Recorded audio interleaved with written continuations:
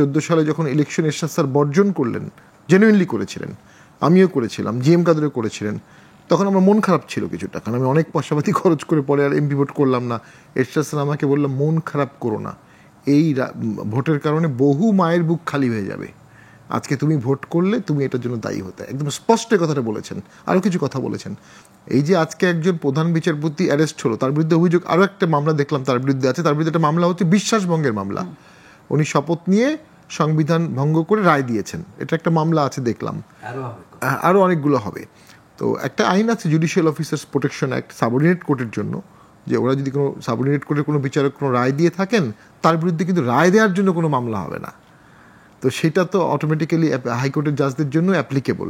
আমি মনে করি এক্ষেত্রে ওই যে শ্বেতপত্র পার্লামেন্টারি কমিটি করে এটার বিচার মানে তদন্ত করা, এই তদন্ত রিপোর্ট করাটাই সর্বোচ্চ বিচার। একজন প্রধান বিচারপতি একটা শ্বেতপত্রে দোষী সাব্যস্ত হয়েছেন, এর বাইরে যদি তাকে জেলে নেওয়া হয়, এটা ফিজিক্যাল কষ্ট একটা অনেক বয়স্ক মানুষকে।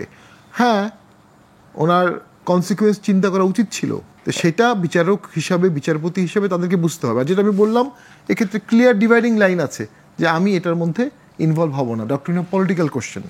নিশ্চয়ই, কিন্তু সেটা পারা যায় কিনা সেটাও একটা কথা, কারণ একই সাথে অ্যাডভোকেট জয়নুল আবেদিন বলেছিলেন যে তার পক্ষে হয়তো সম্ভব ছিল না এই সময়। বিচার বিভাগ একটু কনফিউজড মনে হচ্ছে ন্যায় বিচার করার ক্ষেত্রে।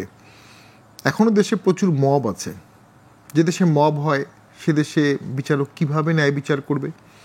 যে কোনো বিচারপতি বিচারক ভয় পায় যে কালকে হঠাৎ করে কোনো একটা মিটিংয়ে তার নাম ধরে বলা হবে যে ওনার আমি গদি চাচ্ছি না, তার নামে কোর্টের বাইরে মানববন্ধন হতে পারে যে কোনো সময়, এবং তখন স্বাভাবিকভাবেই তারা চাকরির নিরাপত্তা, তাদের পার্সোনাল নিরাপত্তা, পারিবারিক নিরাপত্তা সব কিছু নিয়ে ভীত সন্ত্রস্ত হয়ে থাকে। ভীত সন্ত্রস্ত হয়ে থাকা অবস্থায়, যেটা আমাদের সারা আপাও বললেন, কামাল হোসেনের মেয়ে, যে ভীত সন্ত্রস্ত হয়ে কাজ করছেন। তো জুডিশিয়ারি তো সেলফ রেস্ট্রেন থাকবে, তাদের সাহস থাকবে অদমনিত, মেড অফ টাফ স্টেইন, শুধুমাত্র সেলফ রেস্ট্রেন থাকবে, নিজের থেকে বিবেকের কাছে তারা থাকবেন। তারা আল্লাহর কাছে দায়বদ্ধ, নিজের বিবেকের কাছে দায়বদ্ধ, এর মাঝখানে কিন্তু আর কিছু নাই। জুডিশিয়ারি কিন্তু এমপিদের মতো না যে ভোটে জনগণের কাছে পুরোপুরি দায়বদ্ধ। তো সেখানে তো আওয়ামী লীগের আমলে ম্যাসিভ ম্যাসিভ ম্যাসিভ ব্যত্যয় হয়ে গেছে। আমি তখন টকশোতেগুলো বলছি স্পষ্ট করে যে আওয়ামী লীগ একটা নোংরা কাজ করেছে, পলিটিক্যাল ইস্যুগুলো কোর্টের মাধ্যমে রায় করায় নিয়েছে। আমি নিজেও এমপি হওয়ার পরে হঠাৎ একবার দেখলাম বঙ্গবন্ধুর ছবি পার্লামেন্টের ভিতরে, এটা থাকা খুবই স্বাভাবিক, অস্বাভাবিক কিছু না।